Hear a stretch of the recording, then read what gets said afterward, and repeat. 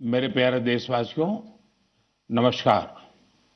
हमारे जीवन में कुछ तारीखें ऐसी होती हैं जिन्हें याद रखने के लिए कैलेंडर देखने की जरूरत नहीं पड़ती। आज 26 जुलाई ऐसी ही एक तारीख है। आज कारगिल विजय दिवस है। ये दिन हमें गर्व से भर देता है। ये दिन हमें अपने वीर जवानों के अद्भुत साहस की याद दिलाता है। कारगिल की ऊंची ऊंची चोटियां, कठिन मौसम, दुश्मन की चुनौती, हर परिस्थिति हमारे सैनिकों के सामने थी, लेकिन उनका हौसला हर चुनौती से बड़ा था। उन्होंने मां भारती की रक्षा के लिए अपना सर्वस्व अर्पित कर दिया। आज कारगिल विजय दिवस पर मैं सभी वीर शहीदों और वीर सैनिकों को श्रद्धापूर्वक नमन करता हूं। साथियों, आज का भारत अपने वीरों को सिर्फ याद ही नहीं करता, बल्कि नई पीढ़ी तक उनकी गाथा भी पहुंचाता है। इसी भावना से इस वर्ष एक विशेष शौर्य विजय यात्रा निकाली गई है। 14 जुलाई को दिल्ली के नेशनल वॉर मेमोरियल से शुरू हुई यह मोटरसाइकिल यात्रा द्रास के करगिल वॉर मेमोरियल तक पहुंचेगी। इसका संदेश है one ride, one nation, one salute. ये यात्रा हमें याद दिलाती है कि राष्ट्र के लिए दिया गया बलिदान कभी भुलाया नहीं जा सकता। साथियों, आज भारत अपने सैनिकों के साहस के साथ साथ अपनी तकनीकी क्षमता को भी लगातार मजबूत कर रहा है। कुछ दिन पहले भारतीय नौसेना में आईएनएस महेंद्रगिरी शामिल किया गया। यह आधुनिक जंगी जहाज भारत में ही डिजाइन किया गया है, भारत में ही बना है। इसमें 75% से अधिक स्वदेशी सामग्री का उपयोग हुआ है। यह आत्मनिर्भर भारत की बढ़ती शक्ति का प्रतीक है।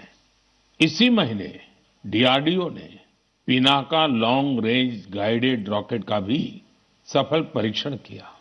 इस सफलता के पीछे हमारे वैज्ञानिकों और इंजीनियरों का सामूहिक परिश्रम है। 2-3 दिन पूर्व ही डीआरडीओ ने कुशा मिसाइल का भी सफल परीक्षण किया है। साथियों, आज रक्षा उत्पादन हो, रक्षा निर्यात हो या मित्र देशों के साथ राजनीतिक सहयोग, भारत लगातार नई ऊंचाइयों की ओर बढ़ रहा है। इस महीने की शुरुआत में मैं इंडोनेशिया में था, जहां ब्रह्मोस और अस्त्र मिसाइलों के लिए एक बड़ा समझौता हुआ है। दुनिया का भरोसा भारत के रक्षा उपकरणों और तकनीक पर बढ़ रहा है। आइए इस करगिल विजय दिवस पर हम अपने अमर शहीदों को नमन करें और एक सुरक्षित, सक्षम और आत्मनिर्भर भारत के निर्माण का अपना संकल्प और मजबूत करें। मेरे प्यारे देशवासियों, मन की बात के पिछले एपिसोड में मैंने आपसे कैच द रेन अभियान की चर्चा की थी। मैंने आग्रह किया था कि बारिश की हर बूंद को सहेजने के इस अभियान को जन आंदोलन बनाएं। कैच द रेन का संदेश बहुत सीधा है।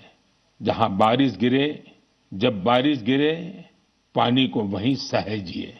इसलिए 4 जुलाई से देश भर में एक विशेष अभियान भी चलाया जा रहा है।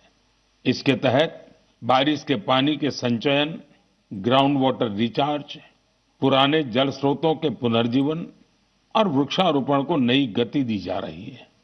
मुझे बहुत खुशी है कि गांव हो या शहर, पंचायतें हो या सामाजिक संस्थाएं, हर जगह लोगों ने बढ़ चढ़कर भागीदारी की है।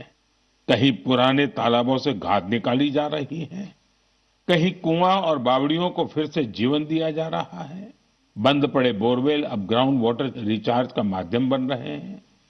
साथियों, मध्य प्रदेश के सीधी जिले में करीब 1,500 तालाब बनाए गए हैं। नरसिंहपुर में अमृत सरोवरों को संवारा गया है। महाराष्ट्र के नासिक में बड़ी मात्रा में पानी सहेजने की क्षमता विकसित हुई है। आंध्र प्रदेश के नंदयाल में सभी ग्राम पंचायतें इस अभियान से जुड़ी हैं और पुराने तालाबों को फिर से उपयोगी बनाया गया है। हमारे शहर भी पीछे नहीं है। छत्तीसगढ़ के कोरबा, उड़ीसा के भुवनेश्वर और आंध्र प्रदेश के विजयनगरम इस अभियान के उत्साहजनक परिणाम दिखाई दे रहे हैं। आइए हम भी अपने आसपास किसी एक तालाब, कुएं या बावड़ी की जिम्मेदारी लें, पानी की हर बूंद बचाएं। आज बचाई गई हर बूंद आने वाली पीढ़ियों के भविष्य की सबसे बड़ी पूंजी है। मेरे प्यारे देशवासियों, कुछ ही दिन पहले ग्लासगो में कॉमनवेल्थ गेम्स शुरू हुए हैं। हर देशवासी भारतीय दल को निरंतर अपनी शुभकामनाएं दे रहा है। उनकी कामना है कि सभी खिलाड़ी और एथलीट बेहतरीन प्रदर्शन करें और लोगों का दिल भी जीतें। साथियों, हमारे युवाओं ने हाल के दिनों में स्पोर्ट्स में कई शानदार उपलब्धियां हासिल की हैं। पीवी सिंधु बैडमिंटन में जापान ओपन का खिताब जीतने वाली पहली भारतीय बन गई है। उनकी इस उपलब्धि पर पूरे देश को गर्व है। भारतीय महिला क्रिकेट टीम ने भी लंदन में लॉर्ड्स स्टेडियम में अपना पहला टेस्ट मैच जीता है। यह एक ऐतिहासिक जीत है।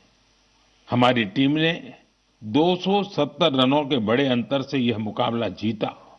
लेकिन बात सिर्फ इतनी सी नहीं है। लॉर्ड्स के लंबे इतिहास में यह महिलाओं की टीम का पहला टेस्ट मैच था। 1983 में इसी मैदान पर भारत ने अपना पहला क्रिकेट विश्व कप जीता था। अब हमारी नारी शक्ति ने यहां देश का नाम रोशन किया है।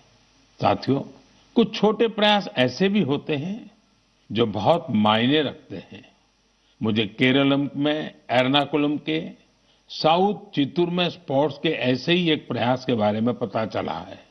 वहां के एक स्कूल में संस्कृत क्लब है। यहाँ के टीचर अभिलाष जी बड़े अनूठे तरीके से संस्कृत को लोकप्रिय बना रहे हैं। इस प्रोजेक्ट को अक्षर कंदुक नाम दिया गया है। इसमें संस्कृत के अक्षरों को फुटबॉल में इस्तेमाल होने वाले शब्दों से जोड़कर आसान तरीके से समझाया जाता है। इससे सीखने में आनंद मिलता है, साथ ही खेलों से लोगों का जुड़ाव भी बढ़ता है। मेरे प्यारे देशवासियों, पिछले रविवार विक्रम-1 इसके सफल लॉन्च से हर देशवासी गौरव से भरा हुआ है। हम सभी भारतीय स्पेस सेक्टर के इस ऐतिहासिक क्षण के साक्षी बने। ये प्राइवेट सेक्टर द्वारा विकसित भारत का पहला रॉकेट है। हमारे युवा इनोवेटर्स ने वो कर दिखाया जिसकी कल्पना तक मुश्किल थी। उन्होंने गजब की स्किल, पैशन और पेशेंस दिखाया। लंबे समय तक हमारा स्पेस सेक्टर निजी क्षेत्र के लिए बंद रहा था। इस सेक्टर में रुचि रखने वाले काफी युवाओं को अपनी प्रतिभा दिखाने का अवसर नहीं मिल पा रहा था। युवा हित को देखते हुए हमने स्पेस सेक्टर को प्राइवेट सेक्टर के लिए खोला। आज इसका परिणाम दुनिया देख रही है। साथियों, हमारे युवा साथी साइंस में भी भारत का मस्तक ऊंचा कर रहे हैं। साइंस ओलंपियाड्स दुनिया के सबसे महत्वपूर्ण कंपटीशन में से एक है। इनमें बड़ी संख्या में स्टूडेंट्स हिस्सा लेते हैं। इस महीने फिजिक्स, केमिस्ट्री, बायोलॉजी और मैथमेटिक्स के ओलंपियाड हुए। इन कॉम्पिटिशन्स में भारतीय दल का प्रदर्शन शानदार रहा। फिजिक्स ओलंपियाड में हमारे सभी 5 स्टूडेंट्स ने गोल्ड मेडल जीते और भारत ने पहली रैंक हासिल की। पिछले एक दशक में हुए हर फिजिक्स ओलंपियाड में हमारे देश के स्टूडेंट्स ने गोल्ड या सिल्वर मेडल जरूर जीता है। केमिस्ट्री ओलंपियाड में भी हमारे सभी स्टूडेंट्स ने गोल्ड मेडल जीता। यह अब तक की बेस्ट परफॉर्मेंस रही है। बायोलॉजी ओलंपियाड में भी हमारे सभी स्टूडेंट्स ने मेडल जीते।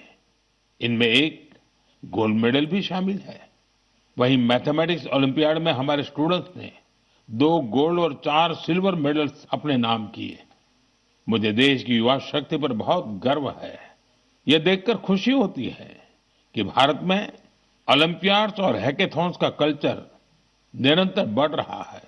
मुझे विश्वास है कि देश के अधिक से अधिक युवा ऐसे फोरम्स में अपना इंटरेस्ट दिखाएंगे और भारत का परचम भी लहराएंगे।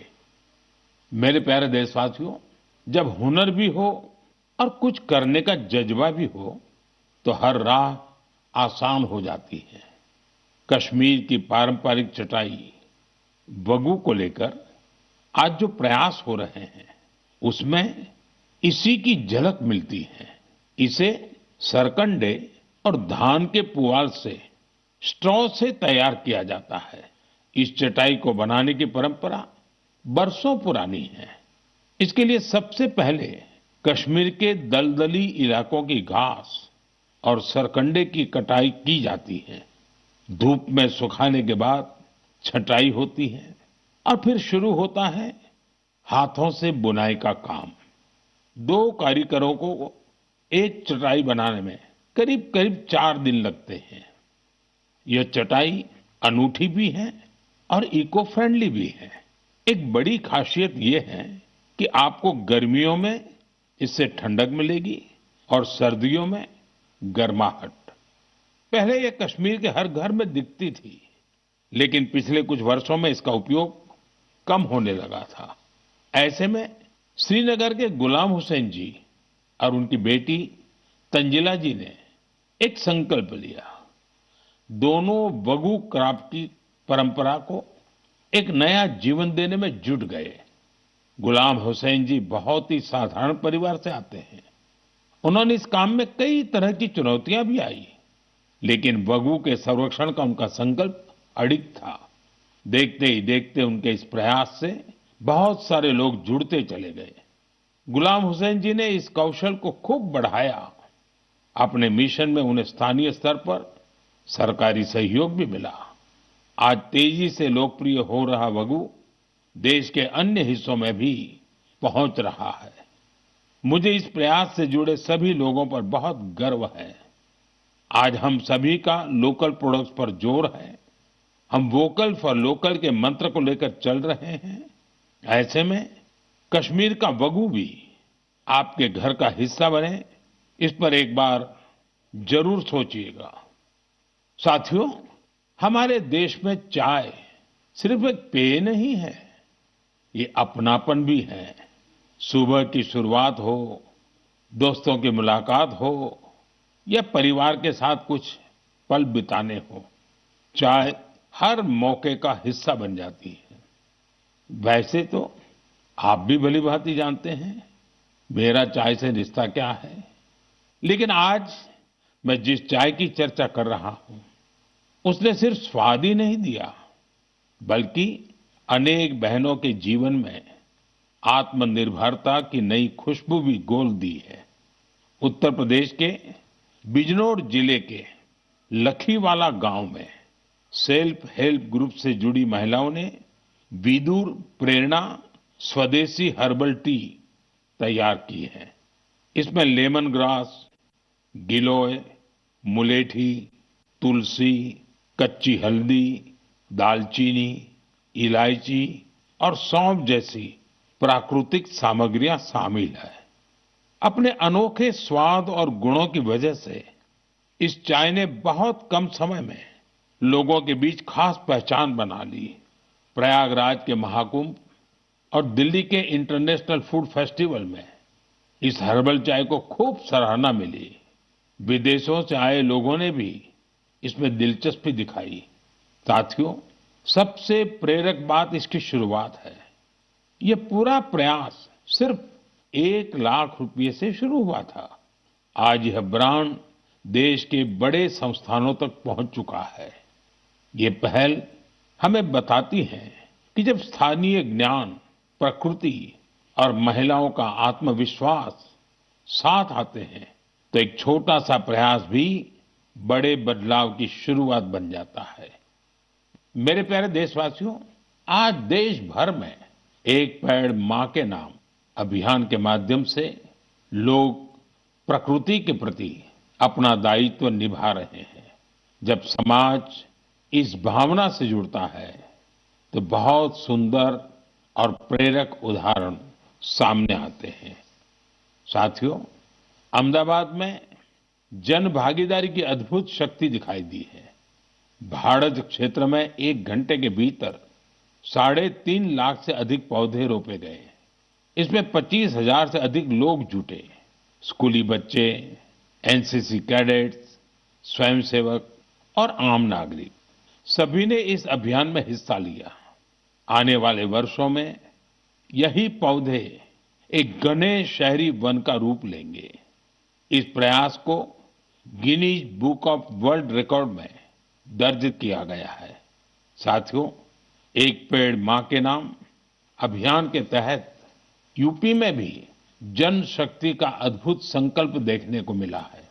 वहां एक ही दिन में 12 जुलाई को 35 करोड़ से अधिक पौधे लगाए गए हैं। यूपी का सांसद होने के नाते मेरे लिए ये भी विशेष गर्व की बात है। मेरे प्यारे देशवासियों, पेड़ केवल मनुष्यों के लिए नहीं होते, वे अनगिनत जीवों के घर भी होते हैं। गुजरात के गीर के जंगलों में करीब 60 वर्षों बाद इंडियन ग्रे हॉर्नबिल फिर से बसेरा बना रहा है। ये गीर में बरसों से हो रहे संरक्षण और पुनर्स्थापन के प्रयासों का परिणाम है। हॉर्नबिल को जंगलों का किसान कहा जाता है। ये फल खाते हैं और बीजों को दूर दूर तक पहुंचाते हैं। उन्हीं बीजों से जंगल में नए पेड़ उगते हैं। इस तरह एक पक्षी जंगल को फिर से हरा भरा बनाने में मदद करता है। मैं आप सभी से कहूंगा, हम सभी अपने जीवन के किसी विशेष अवसर को प्रकृति से जरूर जोड़ें। एक पेड़ मां के नाम लगाएं। आज का लगाया एक छोटा सा पौधा आने वाली पीढ़ियों के लिए हरियाली, स्वच्छ हवा और सुंदर भविष्य की विरासत बन सकता है।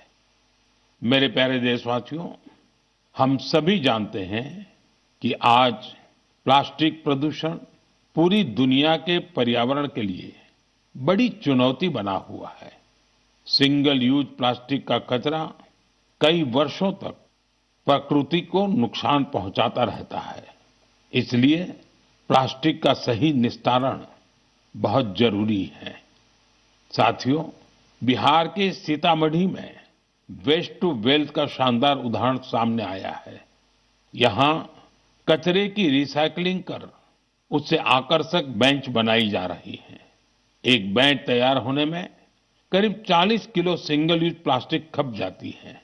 यह मजबूत, टिकाऊ और आरामदायक होने के साथ साथ इको फ्रेंडली भी होती है। इसे सरकारी स्कूलों, पार्कों और सार्वजनिक स्थलों पर लगाया जाता है। इसके जरिए लोगों में पर्यावरण संरक्षण को लेकर जागरूकता भी बढ़ रही है। इस प्रयास में स्थानीय इकाई के साथ ही जिला प्रशासन की महत्वपूर्ण भूमिका है। इससे स्थानीय स्तर पर रोजगार के अवसर भी पैदा हो रहे हैं। सीतामढ़ी का यह प्रयास हमें बताता है कि रिड्यूस, रीयूज और रिसाइकल आज केवल एक नारा नहीं, बल्कि हमारे जीवन का हिस्सा बनता जा रहा है। साथियों, आपको याद होगा, पिछली बार मन की बात में मैंने गणेश उत्सव की बात की थी। मैंने आग्रह किया था कि हमें अपने देश की मिट्टी से ही बने गणेश जी की पूजा करनी चाहिए। जो पीओपी से बने गणेश जी होते हैं या विदेश से आई गणेश जी की प्रतिमा होती है, उसके बजाय हमें देश की मिट्टी से बने गणेश जी को घर में स्थापित करना चाहिए। इस विषय पर अनेक लोगों ने मुझे संदेश भेजा है और अपने विचार रखे हैं। लोगों ने बताया कि उन्होंने मेरे आग्रह को अपनाया है। उन्होंने स्थानीय मिट्टी से तैयार होने वाले गणेश जी को स्थापित करने का संकल्प लिया है। लोगों ने लिखा है कि मन की बात में पहले इस पर चर्चा हुई, इससे उन्हें सही वक्त पर सही कदम उठाने में मदद मिली। मैं एक बार फिर अपना आग्रह दोहराता हूं। इस बार गणपति पूजा में देश की मिट्टी से बने गणेश जी को अपने घर पर स्थापित करें, उनकी पूजा करें। आपका ये प्रयास भी एक तरह से प्रकृति की ही पूजा होगा। मेरे प्यारे देशवासियों, अब मैं आपको एक ऐसे व्यक्ति के बारे में बताऊंगा जिनके बारे में सुनकर आपको बहुत गर्व होगा। एक ऐसे व्यक्ति जो साइंस और इनोवेशन के क्षेत्र में बढ़ चढ़कर काम कर रहे हैं, दुनिया में जिनकी पहचान बन रही है, लेकिन इसके बाद भी वो अपनी जड़ों से गहराई से जुड़े हुए हैं। अवसर मिलते ही वो अपनी मिट्टी का सम्मान करना नहीं भूलते। वो व्यक्ति हैं मणिपुर के डॉक्टर रोनाल्डो रेशराम जी। नाम उनका रोनाल्डो है, लेकिन काम से वो एक एस्ट्रोफिजिसिस्ट है। वे जापान में काम करते हैं और यंग गैलेक्सीज के एक विशाल समूह की खोज करने वाली टीम का हिस्सा रहे हैं। आप जानना चाहेंगे कि उन्होंने आखिर किया क्या है? दरअसल उन्होंने इस पूरे समूह का नाम मणिपुर की एक खूबसूरत झील से जोड़कर लोकटक प्रोटो क्लस्टर रखा है। लोकटक ताजे पानी की बहुत बड़ी झील है। लोकटक लेक में तैरती हुई फुमड़ी मिलकर एक अनोखा लैंडस्केप बनाती है। ऐसा लगता है कि विशाल समंदर में छोटे छोटे द्वीप तैर रहे हो। उसी प्रकार यूनिवर्स में ये यंग गैलेक्सीज भी एक विशाल संरचना का निर्माण करती है। आज मणिपुर की लोकटक केवल देश के मैप पर ही नहीं बल्कि विशाल ब्रह्मांड में भी अपनी चमक बिखेर रही है। यह उपलब्धि हर भारतीय का गौरव बढ़ाने वाली है।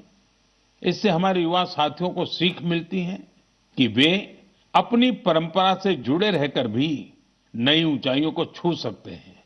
ये ऐसी जड़ें हैं जो सितारों की दुनिया को भी जगमगा सकती हैं। मेरे प्यारे देशवासियों, कुछ ही दिनों बाद 7 अगस्त को हमारा देश नेशनल हैंडलूम डे मनाएगा। इस अवसर पर हम अपने बुनकर भाई बहनों के कौशल और उनकी सृजनशीलता का उत्सव मनाते हैं। हमारे ये साथी पीढ़ियों से चली आ रही परंपराओं को आगे बढ़ा रहे हैं। साथियों, हथकरघे से बना हर परिधान किसी न किसी क्षेत्र, समुदाय और इससे जुड़े असंख्य लोगों की कहानी को सामने लाता है। ये वो लोग हैं जो गर्व के साथ भारत की सांस्कृतिक विरासत को संजोने में जुटे हैं। आज के दिन मेरा आग्रह है कि हम हस्तकला को प्रोत्साहित कर अपने बुनकर साथियों का सम्मान करें। आइए हम वोकल फॉर लोकल की भावना को और सशक्त करें। साथियों, आज देश में जिस तरह हैंडलूम को बढ़ावा दिया जा रहा है, उससे बड़ी संख्या में लोगों का जीवन बेहतर हो रहा है। पोचमपल्ली से पटना और कुथमपल्ली से कच्छ तक इसके कई उदाहरण देखने को मिलते हैं। आज ऐसे कई लोग और समूह हैं जो हैंडलूम की हमारी गौरवशाली परंपरा को नई ऊर्जा और पहचान दे रहे हैं।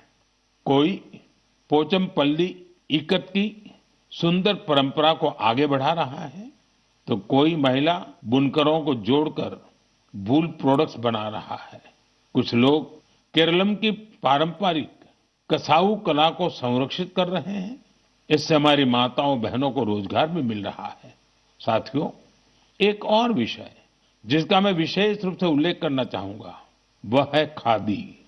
हम सभी जानते हैं कि खादी महात्मा गांधी को बहुत प्रिय थी। बीते कुछ वर्षों में खादी काफी लोकप्रिय हुई है। पिछले 12 वर्षों में इसकी बिक्री 6 गुना बढ़ी है। बिक्री का यह आंकड़ा अब 8,000 करोड़ रुपए के करीब पहुंच चुका है। मेरा आप सभी से आग्रह है कि आने वाले त्योहार में खादी का कोई न कोई, हैंडलूम का कोई न कोई, हैंडीक्राफ्ट का कोई न कोई प्रोडक्ट जरूर खरीदें। मेरे प्यारे देशवासियों, अगर आपसे पूछा जाए कि भारत के कितने तरह के म्यूजिकल इंस्ट्रूमेंट्स हैं, तो आप सोच में पड़ जाएंगे। ऐसा इसलिए क्योंकि हमारे यहाँ बहुत से वाद्य यंत्र और उनसे जुड़ी परंपराएं हैं।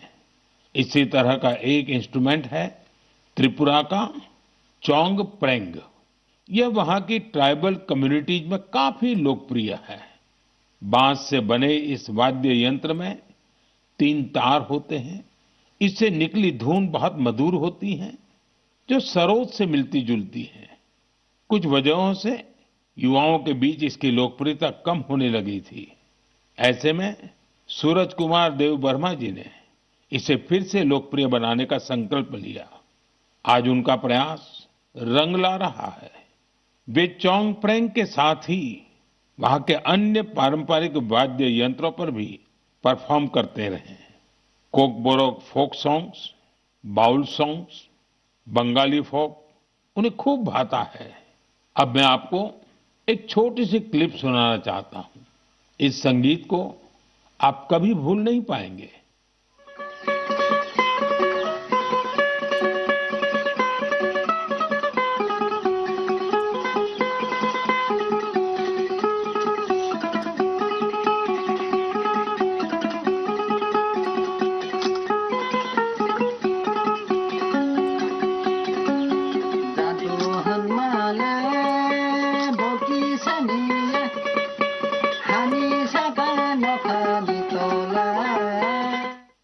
साथियों, मुझे विश्वास है इसे सुनकर आपके मन को बहुत अच्छा लगा होगा।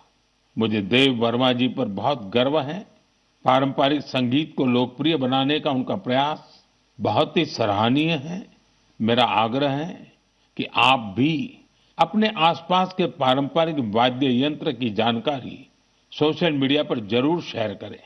आपकी यह कोशिश दूसरों को भी पारंपरिक भारतीय संगीत से जरूर जोड़ेगी। मेरे प्यारे देशवासियों, कल 27 जुलाई को भारत रत्न डॉक्टर एपीजे अब्दुल कलाम जी की पुण्यतिथि है। डॉक्टर कलाम के व्यक्तित्व में कई प्रेरक रूप थे, लेकिन उनके हृदय के सबसे करीब एक शिक्षक की भूमिका थी। वे बच्चों और युवाओं को बड़े सपने देखने के लिए प्रेरित करते थे। संयोग से इसी हफ्ते हम गुरु पूर्णिमा का पावन पर्व मनाएंगे। हमारे माता पिता हमारे पहले गुरु होते हैं। स्कूल के शिक्षक हमें अक्षर ज्ञान देते हैं।